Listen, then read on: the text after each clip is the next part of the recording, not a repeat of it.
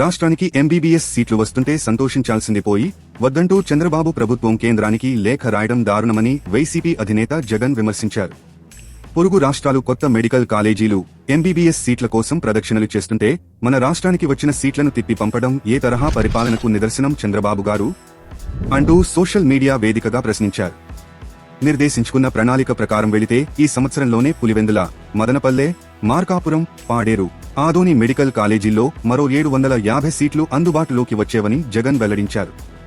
కానీ ఇప్పుడు పాడేరు కాలేజీని 50 సీట్లకే పరిమితం చేయడం ఏంటి?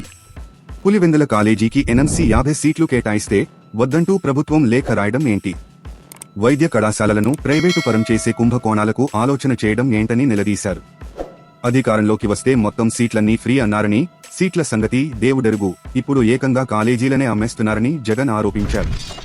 పార్లమెంటు నియోజకవర్గానికో ప్రభుత్వ మెడికల్ కాలేజీ ఉంటే అది ఆ నియోజకవర్గంలో ఉన్న ఏరియా ఆసుపత్రులకు, సిహెచ్సిలకు, పిహెచ్సిలకు, విలేజ్ క్లినిక్స్ కు మార్గదర్శిగా ఉంటుందని తెలిపారు. సూపర్ స్పెషాలిటీ సేవలు కూడా పేదలకు ఉచితంగా ఆ జిల్లా స్థాయిలో అక్కడే లభిస్తాయని, అలాంటి కాలేజీలను ప్రైవేటు పరం చేస్తే ముందుగా నష్టపోయేది పేద విద్యార్థులే కాదు, అక్కడి ప్రజలకు కూడా అని జగన్ స్పష్టం చేశారు. చంద్రబాబు ఇకనైనా కళ్లు తెరవాలని, తక్షణమే ఎన్ఎంసీకి రాసిన లేఖను వెనక్కి తీసుకోవాలని డిమాండ్ చేశారు. వైద్య కళాశాలల ప్రైవేటీకరణ ఆలోచనను విరమించుకోవాలని సూచించారు. మెడికల్ కాలేజీల్లో మిగిలిన పనులను పూర్తి చేసి పేద పిల్లలకు వైద్య విద్యను, పేదలకు నాణ్యమైన ఉచిత వైద్యాన్ని అందుబాటులోకి తీసుకురండి. మీకు చేతనైనంత ఖర్చు చేస్తూ వెళ్ళండి. మీకు చేత కాకపోతే మేం మళ్లీ అధికారంలోకి వచ్చిన తర్వాతైనా పూర్తి చేస్తాం. అంతేకాని ఇలా మెడికల్ కాలేజీల ప్రైవేటీకరణ మాటున కుంభకోణాలు చేయడం మానుకో చంద్రబాబు, లేకపోతే ప్రజల ఆగ్రహానికి గురి కావాల్సి ఉంటుందని జగన్ తన ట్వీట్లో పేర్కొన్నారు.